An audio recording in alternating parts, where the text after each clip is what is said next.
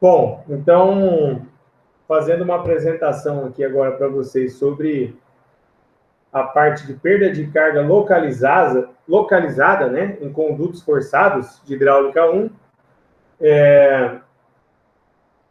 trago aqui inicialmente, né, me remeto novamente à disciplina de fenômenos de transporte, onde a gente finalizou, né, tratando aqui da equação da perda de carga localizada em uma singularidade, acessório ou conexão de uma instalação hidráulica, né? E essa equação, ela é expressa por um coeficiente de forma, né, que depende da geometria da conexão, multiplicada pela carga cinética, né? Então, dependendo de como é a forma da conexão, se ela é um joelho, se ela é uma curva, se ela é um T, né, um registro, eu vou ter um determinado coeficiente K, que já é tabelado em nossa literatura, já foi estudado, né, pelos nossos cientistas da engenharia hidráulica, né? E aí eu multiplico pela carga cinética, V ao quadrado por 2G, eu tenho um ΔH, né? Uma perda de carga nessa conexão. Então, a gente estudou lá para resolver um problema de perda de carga, né? De pressões, né? Em um determinado kit hidráulico, por exemplo, eu tinha lá 4 joelhos de 90, por exemplo, aí eu pegava aqui, calculava a perda em um joelho, né? Pegava o K de um joelho, calculava a perda, obtia essa velocidade a partir da vazão, né? Calculava a perda em um joelho e multiplicava por 4, certo? Aí eu obtia a perda nos 4 joelhos que tinha no caminho, né? De 1 até 2, por exemplo, né? Em um sisteminha hidráulico ali a ser analisado, né? Foi isso que nós vimos até então.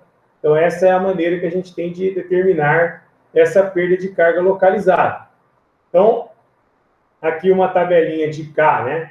Para diversas conexões, né? Então, a gente tem aqui reduções bruscas, que é um tipo de conexão, quando eu tenho redução de diâmetro. Eu tenho registro de gaveta, que é um dispositivo de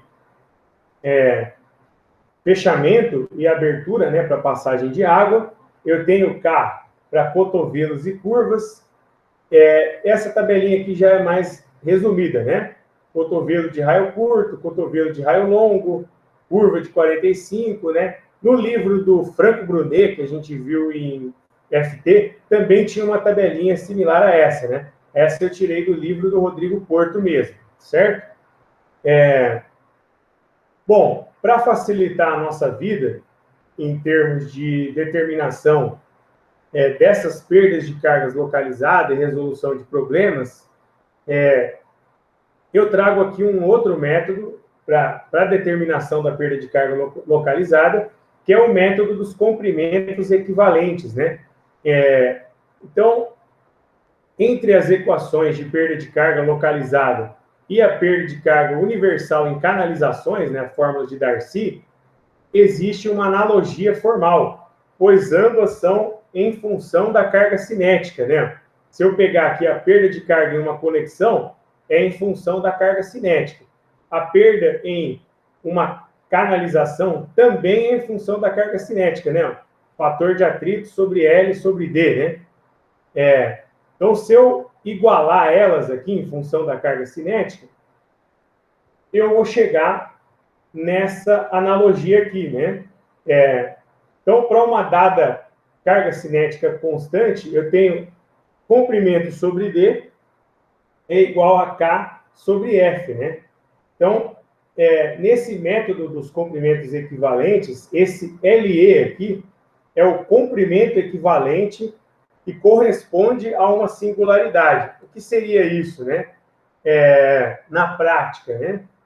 A gente pode transformar a singularidade, essa conexão, em um comprimento de tubulação para efeito de cálculo da perda de carga, né?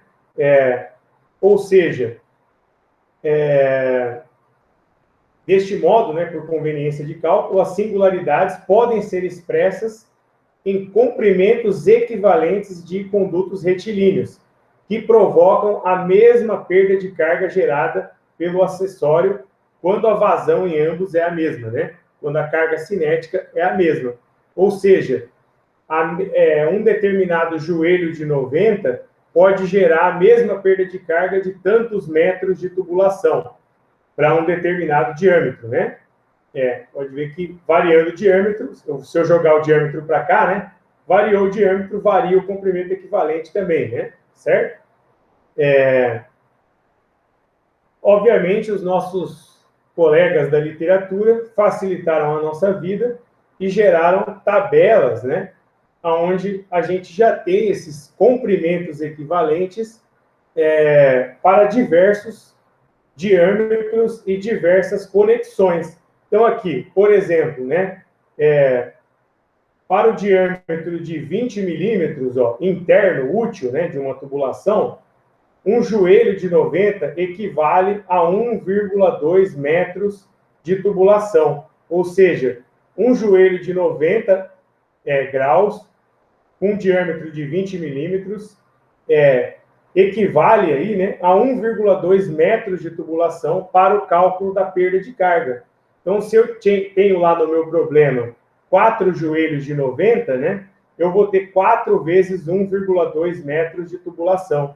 Né? Eu transformo ele em metros de tubulação. E aí eu só aplico a equação da perda de carga para calcular a perda de carga. Não vou precisar fazer o uso do cálculo da perda singular, né? E isso para qualquer outra conexão aqui, né? Eu tenho já esses comprimentos equivalentes, né? Isso aqui para tubos de PVC, que é o mais usual, né? Ou cobre. E temos aqui também para conexões de ferro galvanizado, né? Que também é outro material bastante usual, sobretudo nas redes de abastecimento de água, né? Pode ver que aqui a gente tem até diâmetros maiores, vai até 350 milímetros, né? Aqui vai até 150, né? PVC é mais para instalação predial, né? Ou seja, observamos aqui, então, que analisando a instalação a ser dimensionada e identificando as conexões instaladas, a gente pode transformar essas conexões em metros de tubulação para efeito de cálculo da perda de carga, otimizando o processo de cálculo com a fórmula universal.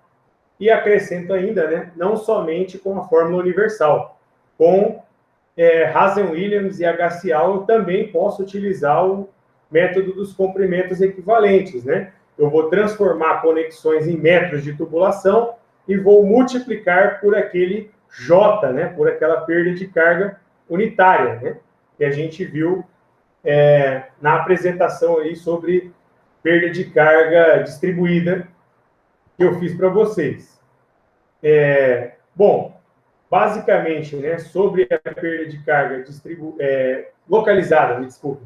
Era isso que eu tinha para apresentar para vocês e fico à disposição para esclarecimentos mais uma vez, né?